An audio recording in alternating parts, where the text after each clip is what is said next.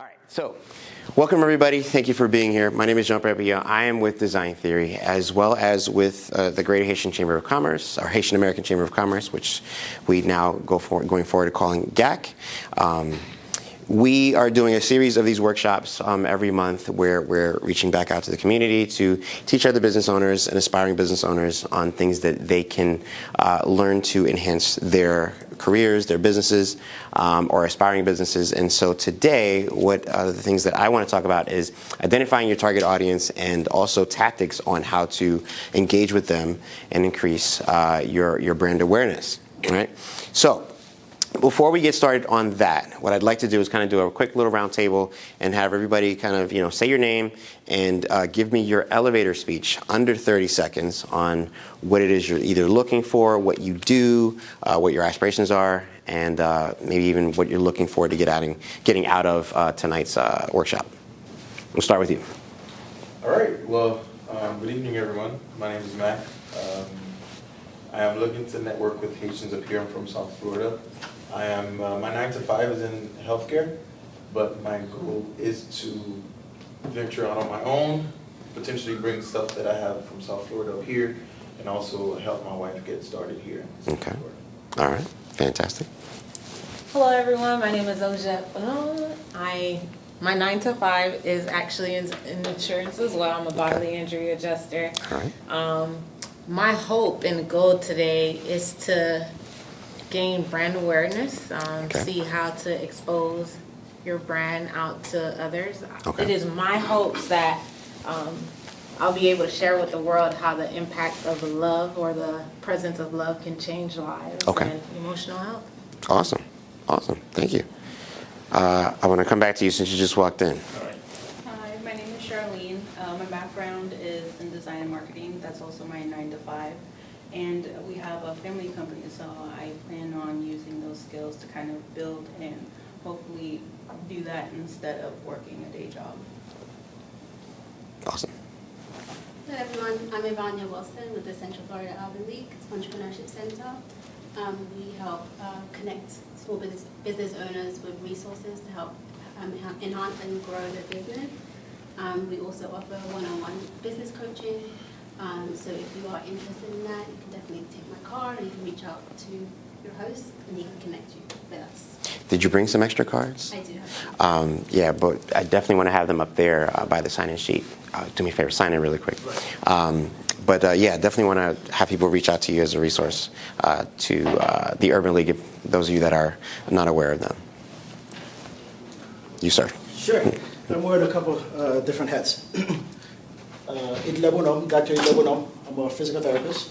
The clinical owner for Physical Therapy and Balance Center, so I call myself a biomechanic, the only physical therapy center within the Pine Hills area. But besides that, I'm the president for the Greater Haitian American Chamber of Commerce. So we host these monthly gatherings, as JP mentioned earlier, in hopes of expanding outreach, building relationship, but yet share the knowledge that we have within our community and make sure that we are utilizing, but yet taking advantage of that. So, and also this series is in collaboration with the Urban League as well. And we have two different sign-up sheets here. One that's got, one is DEO. We want to collect data. We want to have those information so we can show the impact that we're having. So we ask you guys to make sure, please write legibly, so we have this information as well. And either the Central Florida Urban League will be reaching out to you as well, just to follow up, so we make sure we keep you engaged. Indeed. Other than that, enjoy the presentation. And if you're not a member, we encourage you to visit our site, talk to myself, JP, and hope you can join us on board and help us get the work done. Indeed. And last but not least. Well, all right. So I'm Saranes. This is my first time here. I know it's been months, if not years. I've always wanted to be part of this, the organization. But finally, I met JP last night. So he told me, "Hey, we're having a meeting today." So I was like, I promised him I was going to be here. So here I am. I do have a background, currently I'm in sales, but I do have a background in financial services, pretty much in finance. My company is Finance Well. Pretty much what we do, we connect consumers individuals and businesses to what we consider ideal products and services. So pretty much I'm here to learn how to use social media, digital marketing. That's where I need help, so that's why I'm here. Awesome. So you're in the right place. And thank you everybody for your introductions. I think that's great. If anybody that you've heard, that you've been introduced to, is into something that is familiar or that is something that you're interested in, by all means, once we're done here, let's network and make some business, right? In today's climate, when it comes to marketing, it's really been changing over the last couple of decades.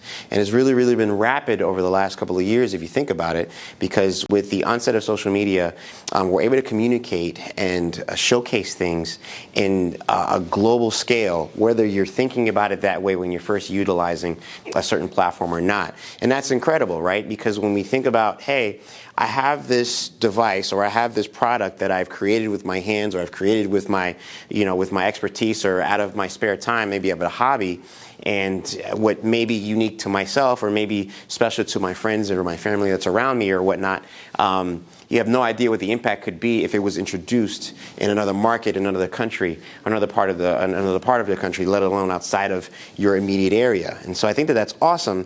But the thing about that is it's a little crippling at the same time because there's so many outlets for us to use. There's so many venues for us to get into, right? And they're rapidly changing on a regular basis. Like every 4 months, there's a new offering, there's a new feature, there's a new app, if you will. And so keeping up with those is a little hard. And what I want to do is kind of focus on a couple of things in terms of strategy, in terms of strategy that you could use throughout all of the platforms. Let alone some other things to consider, whether you're starting your business or you have a business and you're looking to expand on your growth, right? So a little bit about me. Myself and my wife, we started Design Theory a little over 10 years ago, and while we enjoy it, it is something that we saw a need for, and we also provide web design services. We provide obviously digital marketing, photography, and a couple of other things. We do these types of presentations and speeches almost all around the country. We're working on our way up there, and eventually hopefully around the world. But this is kind of like our way of kind of giving back, because we have these conversations with our customers and with our clients about strategy and whatnot, but it's not necessarily something that we have on a broad scale all the time. So we try to use our platform to educate more people at the same time versus just a one-on-one thing. For those of you that are on Facebook and are looking for more tips and tips and strategies and things like that, every week I get on the Hero Academy, which is a closed Facebook group, and I create a video where I'm talking about just one singular thing, one topic for about maybe 15-20 minutes, nothing too long, but it's definitely saturated with a lot of information for you to take whatever that topic is and take some actionable items and then go from there. So if you're on Facebook and you enjoy watching some videos, I highly recommend that you look up our group and then apply to join. And once you're there, there's also a catalog of documents and links and videos that you can go back and watch that I promise you will be worth your while. And all of that is free, by the way. Okay, so let's talk about what we're going to get into for today. Our main objectives that I want to talk about is talking about and identifying what are demographics and why that's important. We want to talk about what customer interests are. That's also important. Product and industry knowledge. For those of you that are B2B, this is something that is also really important for you to consider, not just from the B2C standpoint and what we would typically look at, understanding the mindset of what another business owner is thinking about, depending on what type of business, whether it's small business, medium size, and large scale, right? And then at the very end, we'll have an area for Q&A. Now, one of my styles for presentation is if I'm going at a point and you have a question, by all means, please raise your hand. I'd love to stop and then address your question so that way I can address it and also maybe even address that with anybody else that may have the same question as you. All right? So, let's get into demographics. This is something that when we start a business is not the first thing that we're thinking about. It's if anything, maybe a far distant thing that we get into. For those of you that whether or not you created a business plan or you haven't or thought about doing one, part of what you should incorporate in there is to understand who your target demographic is. If you're creating a product or a service, that service or product is going to be specifically to fit a need for somebody very, very singular in the thought of mind. And so when we think about a demographic, we're thinking, what is the age range of the person that is going to be looking for the product or service that I'm offering? What is their what is their marital status? Are they married? Are they single? What is their generation? Right? And so is it something that millennials are definitely going to get? Or is it something that somebody older, a Gen was before? I don't want to say the boomers, the Gen X. No, before the Gen X is Gen Y, X. Yeah, the Gen Ys may get right. Is it something that they're going to understand? And that's going to be something that when you bring it to market, or you go to create your promo videos or whatever, you're going to put it in that text, right? All of these are things that you really want to think about, and they're all very, very much important. Now, this isn't limited. This is a good list to start with, but it's not limited to this. Part of what we're going to talk about in terms of identifying your customer avatar is to kind of think of all of these things and more. What you want to do is think about, what do they look like? So that way, if you're in a room and you were networking, or you were out, let's say in the mall, or you're out at a university like we are now, and you saw this person, you should be able to identify that is somebody who could definitely benefit from my product or service based on the criteria that we set to identify that person. And not only can I identify that person, if you're on a team and your business has a team of people, you should be able to echo this with your team. So maybe you may be in an area, where you're networking or whatever, you're talking to somebody, and then your teammate comes in and they also see the same person that you are, but you're engaged with somebody over here. They see somebody else who fits that exact same avatar. They should be able to walk right over to them and then have a conversation with them, because they know this is someone who's going to be an ideal customer or client for us, right? So again, all of these are things that are worthwhile to look into, but it's not limited to just that. Consider your business and what you're doing, and see what other things you can add to this, so that way you can help to better identify your demographic for your avatar. And let me stop there. Does everybody understand what an avatar is? Okay, so an avatar or a customer profile is essentially the person. And not necessarily like an avatar like what you would set up your social media profiles with, but it's essentially the ideal person. So when we think about shows that we watch, they make these shows based on a demographic. That is, it fits a certain age group or whatnot, and they can identify them down to almost a person, if you will. And so that avatar should come out of being an imaginary thing or imaginary person and almost personified based on the criteria that we have here. Okay? Okay. The next thing is inherent knowledge. When it comes to creating a product or service, especially if it's new, you want to understand how much knowledge does the person that I'm going to be selling this to, how much do they already know walking into this? Is it something to where if I put this on the table, they know exactly what it is? Or is it something to where I have to, show me using it, maybe even showing the customer journey, maybe showing a pain point, and then introducing my product solving the pain point, so that way they can understand, oh, okay, this is why this product is important. This is why this product has come to market. This is what they're trying to sell me. This actually serves the purpose, right? And so, do they have adequate knowledge of your industry? Maybe it's you're promoting something to a classroom or to an area where they have no idea what it is to to turn steel into fences, or turn thread into clothes. Maybe they have no idea what that is, but it's your job to educate them on that, right? Does this person, do they study anything about your products or services before they buy something from your industry? Do they do a lot of Google researching? Do they do a lot of asking, or do they do Q&As? Are they watching videos? Like, what do they do to get an understanding of what your products or services are offered based on the industry? Then, what would be would you be the primary voice of that knowledge? And so when we think about companies, there's spokesmen, there's mascots, there's marketing teams, there's actors that they may hire, there's teams they may hire out to create different types of marketing materials to promote the business.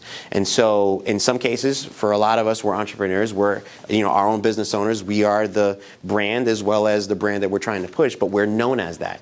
And so if I am the person who is the brand, then that means I am out there. I'm creating the content. I am out there networking and meeting people and kissing babies and things like that, right? Do they have any previous experience? This is a good one. If we think about why people purchase things, a lot of times it's because it strikes a nerve for them, right? But maybe they purchased something from another retailer before, and that retailer, maybe they sold them a product that it was less than par.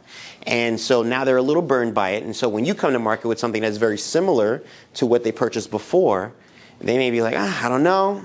I purchased this from this retailer. I don't know you, and I had a bad experience there. How is my experience going to be different here, right?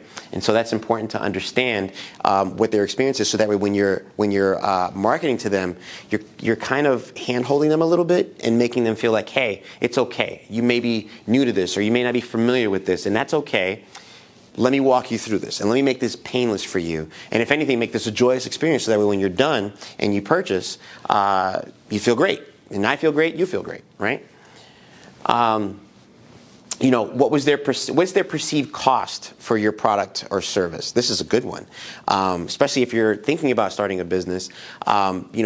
Before they go out and purchase something, they have an idea what this may be. Like down the street from here, I think there's a couple of high-end car dealerships, right? And so you pretty much should know before you walk into an Infiniti dealership or a Mercedes dealership or an Audi dealership or Aston Martin dealership, prices are going to be closer to the six-figure range. That's just expected. That's what I know of those brands. But if I don't know that of those brands, and those brands are looking to sell to me, maybe it's through a commercial, maybe it's through an ad on social media, they're missing the mark, because I'm out of their price range. I'm not their target demographic. And on the reverse side of that, they may not be paying attention to who their target avatars are and haven't defined that right. And so what they're doing is kind of like hitting the wall with everything they got, hoping that something sticks. And they're wasting money and they're wasting time. If we think about traditionally with marketing, commercials have been around, since TVs have been out, right? And so when we think about, okay, well, we know we're watching a show, and we know that after about maybe 5, 6, 7 minutes of a show, we're going to get a commercial break, where we're going to see about, maybe 5 or 6 ads, 30 seconds each ad. Some ads 15 seconds, and they'll put 2 blocks in there. And in that time frame, we're going to be, inundated with something, whether it's comedy, whether it's entertaining, whether it's promotions. But guess what we do every time nowadays when we see those commercial blocks, right? We're sitting on the couch. First thing we do, grab our phones. What happens? That commercial's still playing. Somebody paid for that. They went through, they tested for it, they got a focus group for it. They said that this was the time block for us to do it based on the network saying that this is who's watching these shows and this time and this date. But what they're missing out on the fact is that, guess what? We've trained ourselves to have a second screen. And if it's not entertaining to us and it doesn't talk to us, almost within those first couple of seconds of us seeing that commercial, we're out. But somebody still paid for it, and that commercial block is still going to go, right? And lastly, is your product, the most valuable and most attractive? And there's a lot of different ways that we can kind of get into that, but I don't want to spend too much time. Essentially, you're just thinking about you versus your competition. What is your, how do you present that product? Does it look a lot better? Is the packaging better? Is the delivery better, or whatnot? Okay.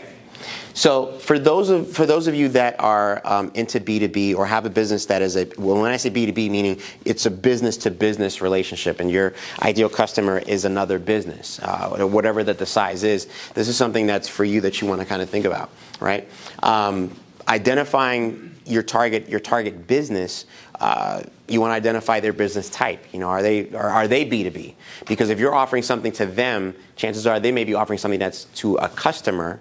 And so how you relate to them, or how you speak to them, or how your value add in terms of where your products and services are, should be in the way of understanding that. What you don't want to do is walk into a business meeting with another business and start telling them about what they should do and how your product can help them, but you have no idea how it really could help them. And so you're wasting their time and theirs. Right? So understand what their business type is and how they work. Understand their industry. For B2B businesses, we're creating something that is obviously for another business. But if the more that we understand what the industry is like, especially if we're niched down to say, hey, the product service that we offer is to a specific industry, then the more that we understand about that industry, the better that our product can be, because we're going to be solving a specific problem that only if you were in the industry you'd be able to solve. You'd be able to know, you'd be able to identify, and then you can solve. Whereas those that are in the industry are too busy doing what they're doing because they're there, but then you're able to kind of look at it from the outside and say, wow, I can save your whole office. So let's say you had an office of 100 people, and I can come in with a product, a software offering or whatever that it is, or a product that's going to save each of your people 15 minutes a day. 15 minutes a day times 100 people times 5 days, that's a lot of money that I could really be saving you if you really look at the bottom line and how much time and productivity that you can win back, that you can probably give back to those employees to say, hey, here's some creative time that you guys can use now for those 15 minutes, or here's a break that you guys can get, and then, or maybe let's get together every morning for every morning for a 15-minute stand-up, and let's hear what you guys have to say. How much more value would that add to your employees if that was a solution that I was able to bring to the table, knowing what I know about your business and your industry, right? So all of these are things that you really want to think about for those of you that have B2B businesses. Now, when we think about targeting with our marketing efforts or with our networking efforts and things like that, again, we want to kind of understand, and I would almost want to challenge all of you for this year, not to just think about your business as like, hey, if I run into somebody, I'll give them my card, hope that it works. Really, what I would suggest that you do is that I would want to say almost every week of this year, which is only 52 weeks, spend at least part of your week identifying at least one or two businesses that would be ideal customers for you or ideal clients for you, right? And research them. Like, look up everything you can possibly find out about them. And even if that business is, mom and pop shop down the street, next town, next city, up north, whatever that it is, see how much you can research about them, how much you can find out about them, how often they're posting on social media, whether or not they're on social media, how often they're in the news, if they're in the news. See what kind of products that you can possibly find out that they're ordering or that they're invested in, what they might be invested in, all the different who's working there, and a lot of this stuff, believe it or not, you can find by utilizing LinkedIn. Find out who's working there, who's the secretary, who's the marketing person, who's the salesman, who used to work there. All of those things. Connect with those people and ask them some questions. So that way, when you come back, and what I would say is a challenge to really take your business to the next level, at the end of that week, or maybe the beginning of the next week, call them. And it's not just really a cold call necessarily, but call them and say, hey, listen, I'm so-and-so, and I'm from this business and whatnot, and I've been really studying your business. And I really think that if we had a few minutes where I could sit down with you and show you what our product or what our services it does to your industry, and I really think that it would save you time, it would save you effort, it would save you this, it would do this for you, or you'd be able to do this. When you do that, you spark some interest. And yes, it is a cold call, but at least it's a cold call with some homework. And so now they've got even more interest, because you're not just calling them and saying, hey, this is what I offer, this is what I do, kind of like a regular commercial. No, I've actually done some homework. I know exactly who you are. I know who's there. Maybe I even found out, how many kids you have and what school they go to. My kids go to the same school too. Whatever. I don't know. Or you went to this college and I went to this college too. We're alma mater. Another foot in the door. Another essence of familiarity, right? By doing all of those things and then saying, hey, listen, here's how I can help you. Chances are they're going to say, you know what? Yeah, that sounds great. Let's sit down for, let's schedule a meeting. Let's do a Skype call. Let's meet for coffee, whatever that it is. I'm not telling you that every week of this year that you do that, it's going to work, but you'll learn how to take no, and then you'll also learn how that no could be massaged into a yes based on how your delivery is to them, right? And also that's by doing your homework. And again, by doing that homework goes back into identifying who your demographic is and identifying your avatar. Okay, so when we look at this, let's say this is like a typical company, right? And we'll say, okay, well, Paola is the president, Sam is a regional manager, Pablo is the marketing manager, and John is the web IT person. Well, I personally can identify with John as the IT person because that's my background. And so if I was to work my way to talk to him about what I do and what my business is, I'm going to come to him with that type of vernacular. in terms of, okay, this is how we speak in terms of IT. We're talking about, whether it's, bandwidth, server technology, new tech that just came out, CES just happened, all of these things or whatever. So I'm gonna pique his interest, right? And then my way in, maybe through him to finally get me to sit down with Paola. Or maybe I'm just doing some research and I'm able to find out, well, Pablo's really active on LinkedIn. And I've also seen him, pretty active sharing some information on YouTube and things like that. Maybe I'll reach out to him on LinkedIn and say, hey, Pablo, I'm so-and-so, would love to connect with you, seen that you did this, that, and the third, and not just sending for those of you that use LinkedIn and that get those messages where it's like, hey, I'd just like to connect with you, it's very generic, don't do that. When you see someone that you want to connect with, actually send them something as a message with that connection request and say something that's much more personal and say, hey, I have been meaning to meet with you because you work with this company and I saw you at this networking event yesterday, or, we had a really good conversation about this, that, and the third, or I met with somebody and they told me about you. I would love to connect with you, boom. So when they get that, they're not just, looking at it and either ignoring it or just hitting connect for the sake of connecting and then walking away and never doing anything. Now it's like, oh, wow, someone's actually interested. They read a little bit about me. They saw something about me, right? But by doing all of that, it kind of gets me my foot in the door with the company I'm trying to do business with, okay? And this isn't necessarily hard. It's a little bit maybe outside of your comfort zone, but it's a good thing because if you step out of your comfort zone just a little bit, you really see reap some benefits from that, okay? Any questions? Good. All right. So moving along. Prove your word with data. Welby's here, and he's a data person like I am, and I think that that's very valuable. And his business with BG Financial does a lot more in-depth analysis, if you will, into businesses and looking at their data. At the very least, if they don't have enough, identifying where areas they could or should or that they didn't know, and then using that to dictate where they should be going and how things, kind of having a temperature of what's going on. And so when we get together, we can geek out about things like that. And he's probably had some experience with some bigger companies that if I was to probably, geek out with a bit more, he'd probably be like, yeah, you know what? Talk to this person. You go right to, the VP level and not even have to worry about going through the secretary, go through this person or whatnot because of that relationship I have with him and because of what we know.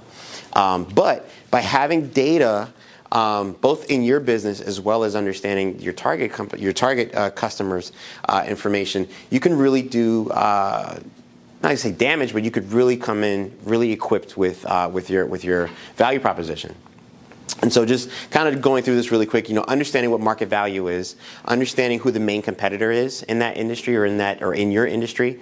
All of those are important. Trending products, if there are, like right now, for example, on the tech side of things, CES just, the Consumer Electronics Show just happened. And so there's all this new TVs and drones and phones and, whatever that's out, right? And so this is great, but this is all new stuff that we're going to be talking about if you're in that industry. What are some other industries that you're in, whether it's healthcare, whether it's legal, things like that you can be the first to talk about, and then be almost the authority on that conversation around your circle or at least around your area. So that way, when other people hear or see a headline about new changes in healthcare or in law or what do you say?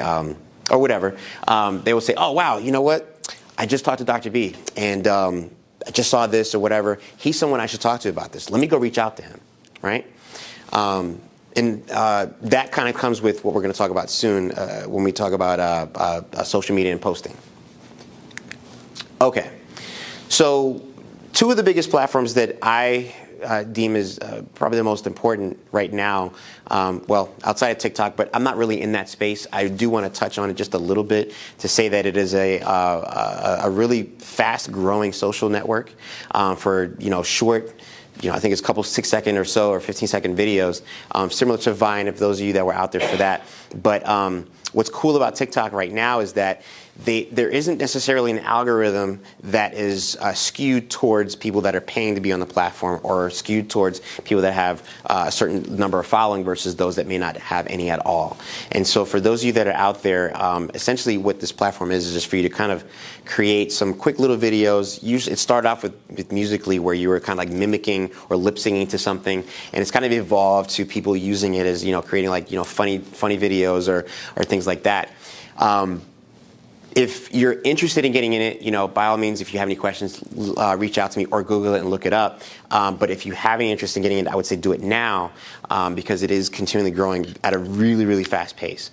I think that there's some rumors that Facebook is trying to do their best to permeate that with something that is similar, and they're testing it in some other markets. And so obviously they're worried about it because they tried to buy Snapchat several years ago and they weren't able to. They didn't want to sell. But Snapchat's still around. And what they did was instead is they just copied a lot of the cooler features from that platform and they just introduced it themselves, right? So when we think about, for me, Instagram is probably one of the biggest that we all probably use. Does everybody have an Instagram account? Does everybody have an Instagram account for your business? Because there is a difference between the personal one and the business one. The business one, it gives you a little bit on the analytics side where you can see some post engagements and things like that, and that's worthwhile. They don't have a fully fledged analytics, like insights that you would get with Facebook.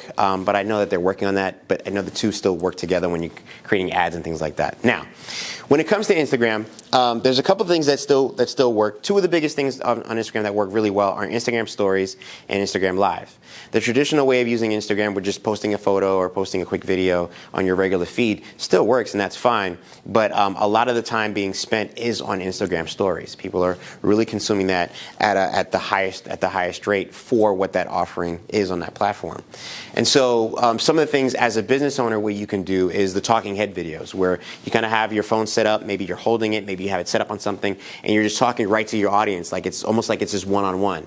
And I've seen it with comedians, I've seen it with other business owners, I've seen it with actors, I've seen it with celebrities.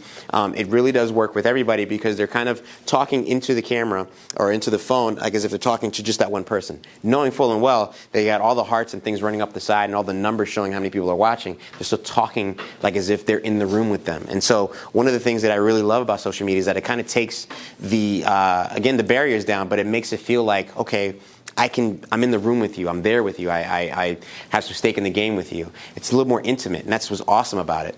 So talking head videos still do work. So for those of you that are out there that have product or services that you can kind of talk about, whether it's giving some news about your industry or about what you're offering, part of that, you can set up your phone, say, hey, listen, we've got this new product, it does this, that, and the third. For those of you that are out there that, are in this industry or they're looking for a solution for this is going to be awesome for you. Here's how it works, it does this, and this is that, this is the packaging, whatever. Kind of get into it, right then and there.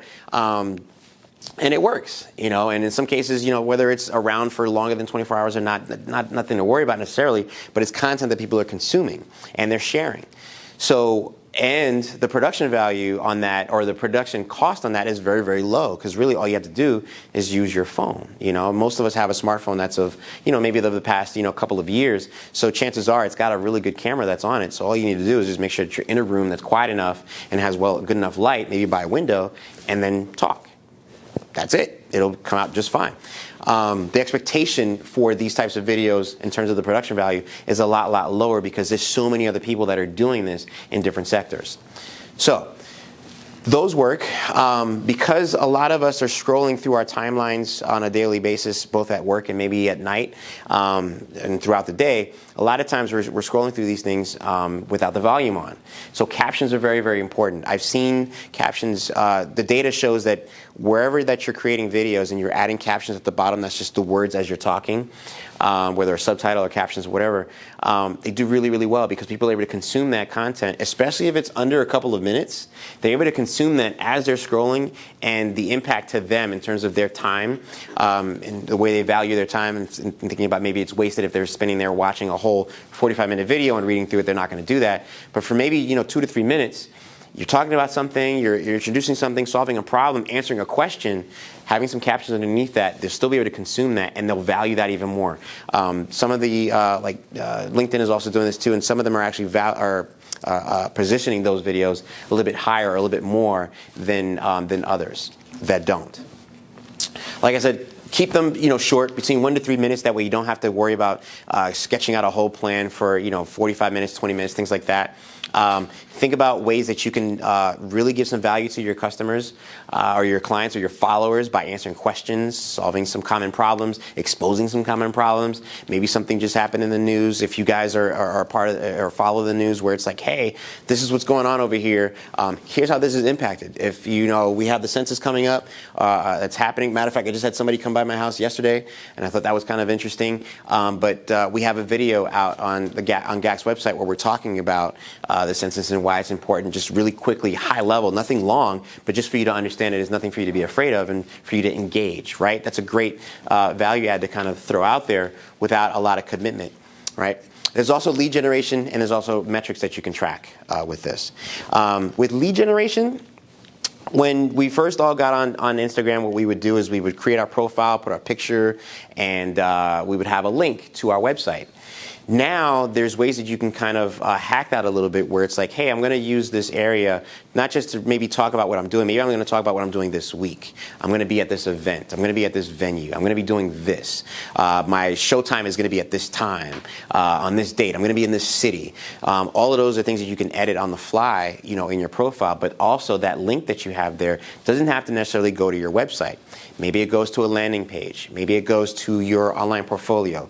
Maybe it goes to something that you just talked about in your Instagram stories for that week or for that day that you have a sale that's going on. And so it's like, hey, go to the link in my bio and you can, partake in this and join my mailing list and then you'll get this or whatever. Constantly change that so that way it's always something that is up to the minute and that is relevant to what you're talking about right then and there, whether it's from week to week or day to day, depending on how often you're using it. Okay. LinkedIn is probably one of my favorite networks because I got on it very, very early in time. And at the time, it was like an online resume. And if that could only work for me to be able to submit that to you at the Urban League as my resume, I would do that. But it's fine. I got to do it on paper. But at the time when we first got into LinkedIn, it was like, hey, this is great. Let me show you what my skills are. Let me show you the places that I worked, who I'm connected to. And man, we used to try to, just, when they say shooting your shot, we try to reach out to presidents and senators and things like that and say, hey, let me connect with you because they were on there, right? And man, if they connected, it was great. We would brag about it, say, oh my gosh, I'm connected to so-and-so, I'm connected to this person, this celebrity or da-da-da. And now it's kind of a little convoluted in the way that the connections are because, you kind of not maxed out at 500, but it only shows 500. But when I first got started, just to have 50 was crazy. And then I saw people with 200 connections. What are you doing? It was bananas. And now, for those of you that maybe are looking into it, it's still great to get into that platform, but we're using it in a little bit differently now. Now it's more of LinkedIn has kind of positioned itself as more of a content driven platform, and they're focused on users that are publishing content on that platform. What's nice about that is that I've seen, and I've done another presentation about this all by itself on LinkedIn, but what I've seen with this is that their algorithm isn't necessarily as skewed as some of the others. I've seen posts that I've put up, maybe let's say on a Monday, still catch people's attention weeks, if not months later. That's crazy when you think about what, if you post something to Twitter right now, and then somebody comes in 5 minutes later, it's gone. It's not even on their timeline. Or maybe, hard for them to get to. Post something on Facebook, on your Facebook business page, no one's going to see that, right? Or even your personal page, depending on what you post, it may not get seen at all. Let alone some other platforms, right? When when Instagram changed their algorithm, it went from linear to whatever they wanted it to be. Forget it. It changed the whole way that we use it. We still do, but it changed the way we use it. With LinkedIn, though, I've done some tests where I've posted a quick little talking head video, and that video was still catching views and still having life. The lifespan of it was well over a month. Still catching likes, still catching comments, still catching views. And I'd see it because LinkedIn does a really good job by sending you emails and whatnot about how things are going. But then I would go back to the post and look at it from day to day, and I'm seeing several. The way that this works, which is really, really cool, let's say, for example, you post something tomorrow's Friday, right? So you post something tomorrow morning around 9 o'clock. We're connected on LinkedIn, but I don't jump on LinkedIn until maybe 2 o'clock on Friday. So 2 o'clock on Friday, I still see it. Still top of my, probably top of my field or top of my feed or close to it, right? And so that's great. So I see that. And then maybe I share it. Maybe I like it. So I like it. great. Now I'm off of LinkedIn. We're connected on LinkedIn, right? And you don't get on till the following Tuesday. Because I liked it on Friday, you're not connected to him, but you see that I liked it. So then you see, well, you know who I am. I liked it. Well, maybe you go and read it. Maybe you had a comment. Maybe you had a question. Now you saw it. For you to be able to reach her directly, wouldn't be able to do that. You wouldn't be able to do that on your own. Then, let's say several weeks later, you see the same post because that's when you decide to get onto LinkedIn. Well, now you see my interaction with his post, and you interact with it. Now, guess what? That same post that you did a month ago, still catching some attention. Where are we seeing that on Facebook? You know, are we seeing that in any other platform? Not yet. And so the reason why I say that is because if we don't utilize this right now, and I can't scream this as much as I can, but utilize it right now, like tomorrow. Start creating some posts and start creating maybe even a content calendar to say, okay, I'm going to create at least one new post maybe every couple of days on LinkedIn, or maybe twice a week. I'm not saying you have to, spam it, but maybe just twice a week. And look to see what happens. Do pictures, do articles, and then do videos. And like I said, use kind of this format here. If you really want to get aggressive, you can publish several times a day. Utilize the groups that are in LinkedIn. If you're not using those are fantastic. There's a lot of conversations that are happening there in a lot of different interest groups. And so if you're able to position yourself as somebody who is familiar with this group or with this group topic, and you're providing value, guess what? Everybody in that group is going to start to know you, and the new people that are in there, as they ask questions, probably they're going to ask a question, and then they're going to say, but you know what, Ajan, he's usually in here. He'll probably be in here in a little bit. He's going to answer your question for you. Or just go ahead and send him a direct message. He's going to be able to answer that for you, right? Sure. What's the demographic of LinkedIn? Is it the same as it's a little older. Right. I would say it's probably 24 and up. Like, what's the foot traffic? Like, how often do you log on? I had that in my other presentation. I don't have the numbers with you, but it is. Even though I have it, it's a professional thing. Uh-huh. I probably go on there once a week. Yeah. So I would encourage you to spend a little bit more time on it, but engage. So there's some ways to do that. Like I said, use the groups. Look through there and do a search for a couple of groups that you're interested in, or that you have knowledge in, or maybe that you want to get knowledge in. And then what's cool about it's funny because now that Facebook groups is probably one of Facebook's better offerings because of all the engagement that happens within the groups that aren't happening on the public profiles. LinkedIn has been doing groups for a long time, and they allow you to brand it. If you can create your own, matter of fact, and then start inviting people to it. You can create your own little avatar or graphic for it, invite people, moderate things and whatnot. They've been doing that for years, and so professionals, business professionals that are looking for professional information spend a lot of time there, and so I highly recommend that you do it. I do have numbers. I know it's up there on the daily active users list. It's not like Facebook or Instagram, but it is definitely up there and it is climbing. Reach me after. I'll send you my presentation slide about LinkedIn specifically that has those numbers. Hashtags work just as much as anywhere else. That's another venue that I would get into if you're looking to spend quality time on the platform.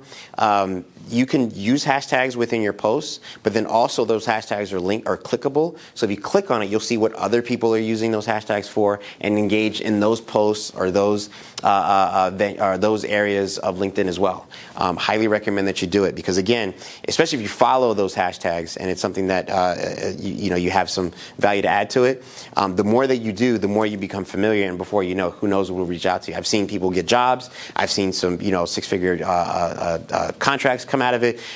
You name it. Some really good relationships. Yeah. Was there a question? Oh, okay. So yeah, highly recommend. Oh. So Yes. let's say if you have a LinkedIn page. Mm-hmm. So would you recommend you do both? Because some content gonna be appropriate for your business page, and obviously if you just want to be active on the platform itself, Yeah. then let's say you go out on another CNBC, Mm-hmm. you read like a great article and then you share it on your page. How do you recommend? What's the balance there? Yeah, so it's a tough balance between the two. because you really want to be creating content for both, and both of them equally. So before, when I was saying, okay, well, if you get on LinkedIn and you can at least post maybe twice a week, maybe one of those two times is on the business page and one of them is on the personal side, right?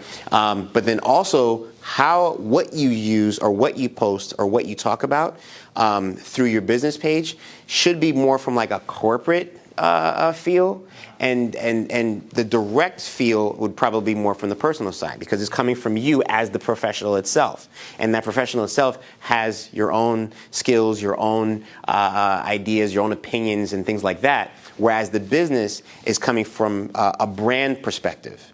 And so what you want to do is have consistency with that brand perspective in terms of the information that you're putting out through that brand page. Does that make sense? Yeah.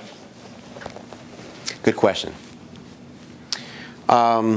The analytics on here are really good too. I kind of have this up there to kind of show a little bit. I probably have to update that, because when I did this was end of last year. But what I like about the analytics that we see up here with LinkedIn is that they even send you an email to say, hey, this person or so many people viewed your profile. Click here to find out who. And they'll probably give you, if you're not paying for it and you're kind of just using the free side, which is what I've been using. I tried the pro. But what's nice about it is that when you click that email and you go into it, it'll say, oh, this person, this person, this person. And then they're from these companies, or some other people from these companies looked for you. And so depending on what you're doing or what you're looking to attract on LinkedIn, it could be great. Because if you're looking to get in HR, and there's some companies that are some people that work in HR from some big companies, and they're looking at your profile, you're doing something right.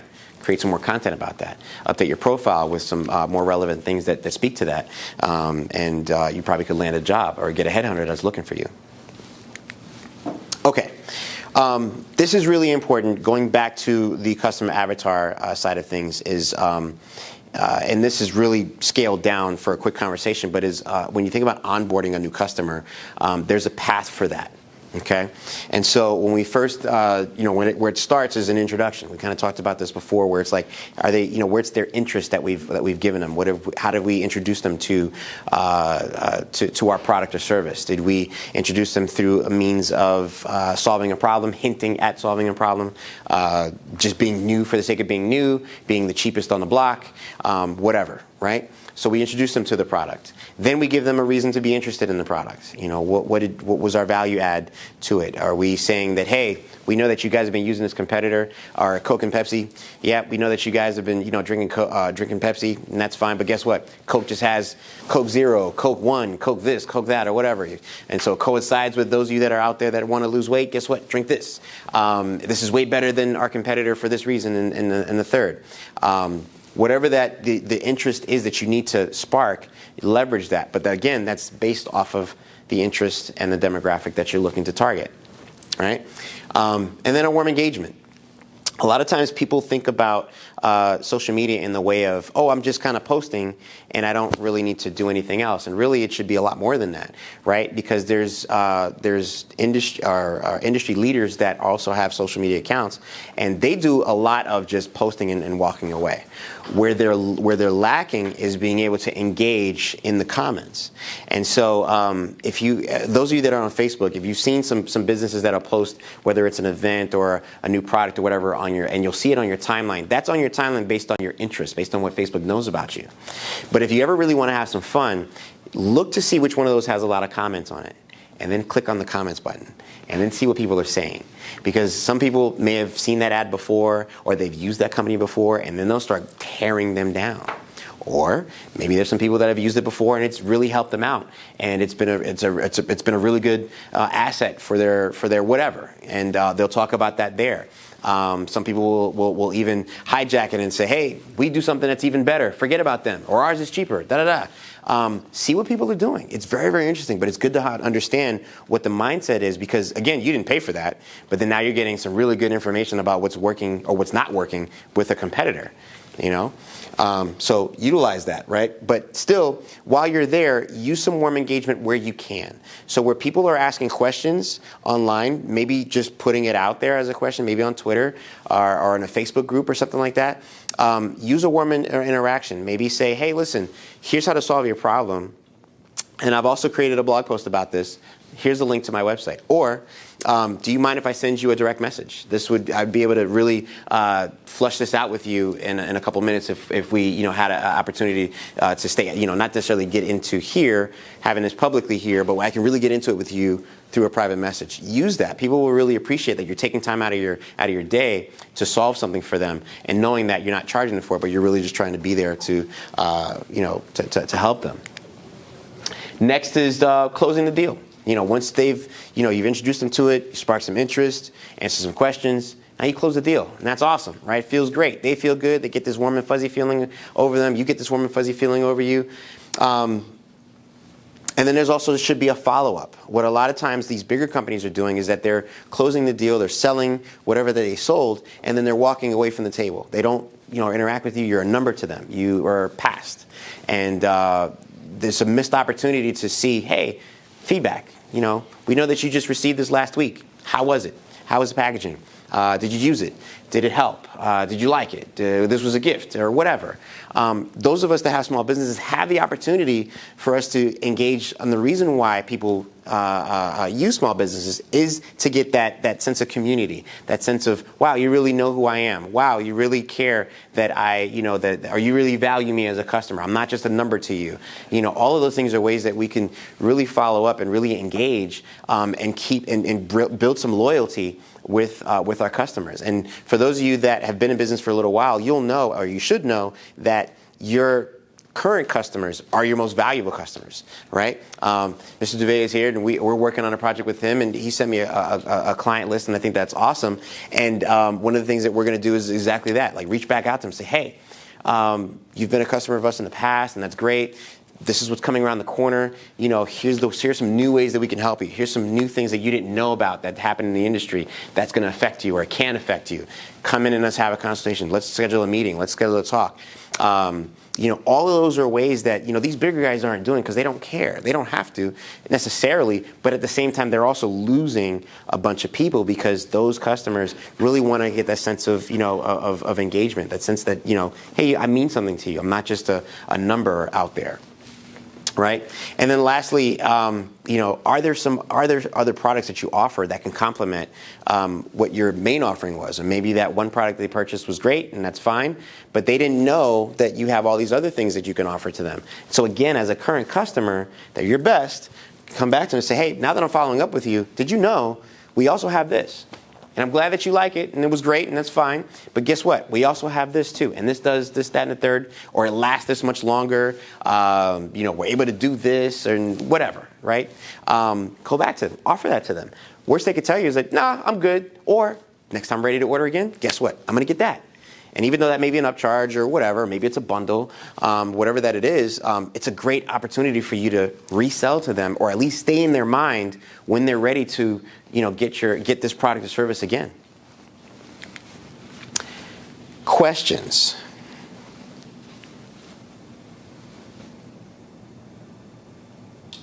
Because if you don't have questions, guess what? I'm going to come for you and ask you questions myself. Okay, did anybody learn anything? Yeah? It's valuable? Good. Let's start with you. This is a new year. If budget wasn't an issue, blue sky it, what would be one tangible thing that you'd like to accomplish in your business this year? Actually, for me right now, talking to that point is more engagement. Okay. More personal engagement. Okay. With leads. Okay. So strategically going out now, doing more grassroots. Okay. Engagement, presentation, talking to my actual potential customers. Presentations. Talking to your customers. Now, when you say talking to your customers and engagement, is that like you, one-on-one, in group settings? All of the above. All of the above. In order for you to do that, your business has to still be running. Right. Right. So while in life everything is simple, but yet we complicate it, right? And so the way that for you to do that, there's a couple ways that you can do it. I'll give you some ideas. One would be, how can you get to a multitude of people, whether it's 5 people at a time, 10 people at a time, 100 people at a time. There's only 24 hours in a day. So one of the things I would say for you would be to create a Facebook group. And in that Facebook group, you can engage with all of your customers as they come in. And this is great because Dr. B actually has a physical location. And so as people are coming in, they're probably signing some paperwork or they're doing things that while they're there, you can introduce them to this group. When you tell them, say, hey, listen, every Thursday evening at 6 p.m., we're going to be talking about, lower back health, joint pains, whatever that it is. Create a schedule, create a content calendar, say every this is what we're going to talk about, and then ask them to engage with you there. And so by that, it's still just you, but now you're able to communicate with a couple of people or several people, or even, you can open it up to as many as you like, but you're able to communicate with a lot of people at once. What that does is a couple of things. One, creates some value add for your current customers, gives interest to potential customers, and then also opens you up to being the authority on the topics that you're talking about. So that way when other physical therapists and doctors and things like that of your industry, you can go back and say, hey, listen, I've got all of this back here, all this content back here. So I can go on a stage, in downtown Orlando at the, at the lawn of the Dr. Phillips Center, and I can do a presentation about this, that, and the third, and get everybody out there doing yoga, whatever that it is. Because I've been doing this for the last couple weeks, couple months, whatever, in this platform. I've amassed this much. Or you can turn that into saying, hey, you guys have been watching, these free videos, and da-da-da. I'm going to be doing a seminar, and this seminar is going to cost X amount of money. But in this seminar, you're going to get a yoga mat, you're going to get this, you're going to get that. I'm going to also have some other professionals that are going to be there. We're going to have, cake and ice cream, whatever. It's going to cost this much. And it's going to be at this place that is central to all of where your ideal customers are, right? So what you've done is you've kind of scaled your engagement to a plateau, to an area to where it's like, hey, now I'm doing conferences. And now that I've done this conference in Orlando, I can say, I can do this conference in South Florida. I can do this conference in Tampa. I can do this conference in New York, right? But to do that, to get to New York or to get to Haiti or to get to wherever, I have to start somewhere. Does that make sense? Yes. Cool. You, sir, you're next. What would be something that you would want to achieve? I think in life we know, things to do, but we don't always put it in practice. Sure. So I think one of the things that I need to go back is really drill down into my ideal, have a solid avatar for my, what my ideal customer is. Okay. Because for me, I kind of look at everyone as that was the mindset. Yes, I absolutely. look at everyone as my customer, Yeah. but not necessarily though. Right. You have to drill it down as much as you can into the psychographic of your customer, age, everything. So you definitely have to have the perfect customer. Yeah. And I don't think I've done a good job at, building or even creating the ideal customer. Right. I think this year, at least in the short term, I need to really focus on doing that, and I think that'll help me a lot. That's a really good point. When I first got started in the business, I thought the same thing. I can do this for everybody. I can build a website for everybody. Everybody. Who doesn't care? Whatever it is. And one of my first customers was a bad customer. And that's at that point and I'm glad that I kind of got that customer out of the gate because it taught me this is what a bad customer is. This is who I don't want. I may not have identified who I do want, but right out the gate, I know who I don't want. So these are some tendencies and things that I identified and say, if I see this again, no, I'm not for you, right? And so it's very, very important. Not just if you're further along in your business, but definitely when you're starting out. But that's also an easy question or an easy answer. You need blue sky. If money wasn't the issue, right? If you had, let's say, $1 million, what would you want to do? What would make your business that for this year? Well, be in front of more people. Obviously getting more customers. So that would be ideal if money wasn't a problem. I don't know. That's a good question. Think about it. The answer to that. So think about it. Well, earlier when we were doing networking, we were, kind of, kicking it around or whatever. One of the things I said, and I actually find this to be true, is that you never know who's in the room. And so we go out to networking events, and a lot of times we go with the intention of, we're going to going to do this. I'm going to meet these people. I'm going to get a whole bunch of business cards, and I'm going to, give my business card out, or I'm going to, do this and that and third. And more times than not, if you're shy like myself, you get in the room, as soon as you walk in, you're like, oh my gosh, there's all these people. Where's the bar? I'm going to go to the bar. And then I'm going to hang out over here. Oh, I know that person. I'm going to spend the rest of the night over here with this person. I'm not going anywhere else, right? We do ourselves a disservice because we miss out on the opportunity to say, okay, well, who else is in this room that I can talk to? Because not that they necessarily need what I have to offer, but they're probably somebody who knows somebody that could really utilize what I have and probably could take my business to the next level. They could be that $1 million, right? Now, there's a couple of things to kind of keep in perspective, and I'm going to wrap up here. But so a couple of things that I want to keep in perspective when we think about blue skying, right? Because if you came with if you had $1 million tomorrow, and you were able to channel, or $1 million of business, let's say it this way, not $1 million in cash, but let's say $1 million of business was ready to come to your door tomorrow, in the way of, let's say, 100 customers, 1,000 customers, whatever that, your typical or your MVP in terms of your product is, would you be able to handle it? Depends on what the product is or the service. So let's say it's your most valuable product, most popular thing, right? 1,000 people tomorrow wanted it. Would you be able to support it? Currently, at how my products are set up, yes. Okay. If the company that I outsource my products to are able to handle it, which I'm confident that they are. Okay, good. So that means that you've done some research to say, if I hit critical mass on whatever day, or whatever that happens, I have the infrastructure in place for me to support that critical mass. That's great. I can't tell you how many businesses don't think about that. And it's important because while we're working and we're doing what we're doing, we're more times than not, we're working in the business and not on the business. And that's, cliche to say, but it's true. But still, we really should be thinking and planning for, hey, what if tomorrow 1,000 people wanted me?